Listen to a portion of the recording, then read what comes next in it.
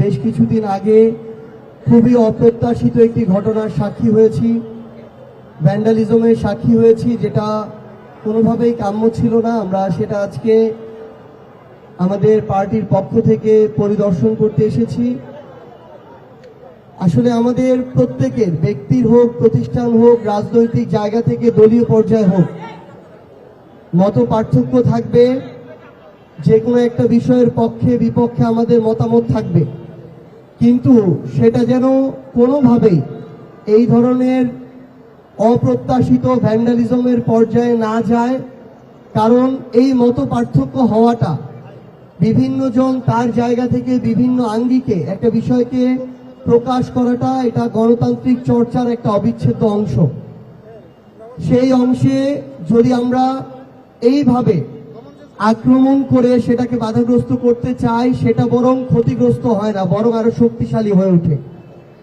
সেই জায়গা থেকে আমাদের এই যে প্রথম আলোর সাথে যেটা হয়েছে, এটার সাথে আমরা সহমর্মিতা প্রকাশ করতে এসেছি এবং এই ঘটনার যেন কখনোই আর পুনরাবৃত্তি না ঘটে, সেই জায়গা থেকে আমরা এই অন্যায় যেটা হয়েছে, আমরা আমাদের জায়গা থেকে চাই যে সেটার যেন সুষ্ঠু তদন্ত সাপেক্ষে বর্তমান সরকার সে বিষয়ে উপযুক্ত ব্যবস্থা গ্রহণ করে।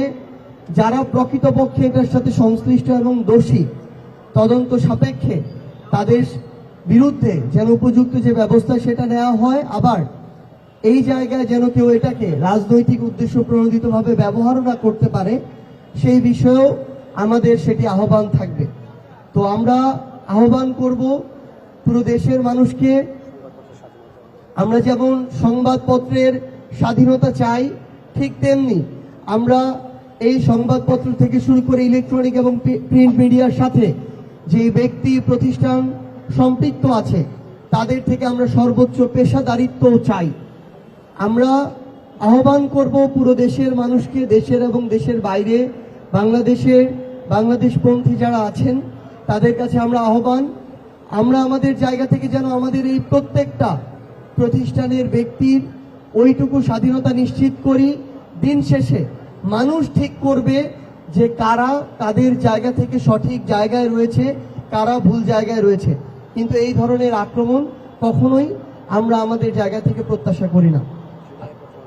এবং আমি আরেকটা জিনিস আসলে উল্লেখ করতে চাই, জুলাইয়ের সময়ে যখন ইন্টারনেট শাটডাউন ছিল, তখন আমরা প্রথম আলোর মাধ্যমে জানতে পারতাম যে আজকে আমরা আমাদের কয়জন ভাইকে হারিয়েছি, কয়টা লাশ পড়েছে, কয়জন মানুষ আজকে শহীদ হয়েছে।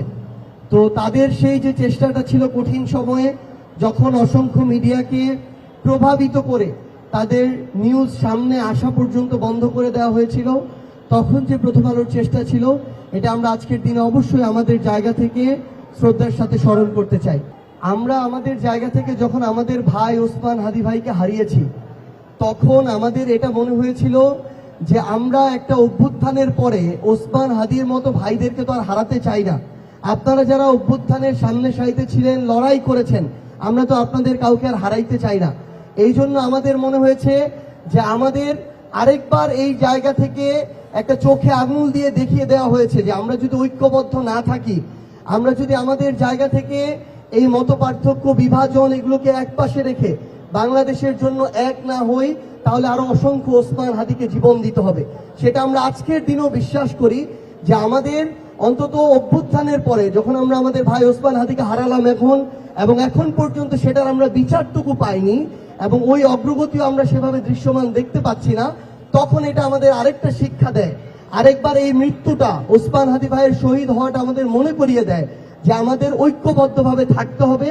বাংলাদেশের জন্য, বাংলাদেশপন্থী আমরা যারা আছি, আমাদের লড়াইটা চালিয়ে যেতে হবে। আমরা যদি বিভাজন করি, এই বিভাজনের সুযোগ নিয়ে এই ধরনের অসংখ্য আরো অপ্রত্যাশিত ঘটনা হতে পারে।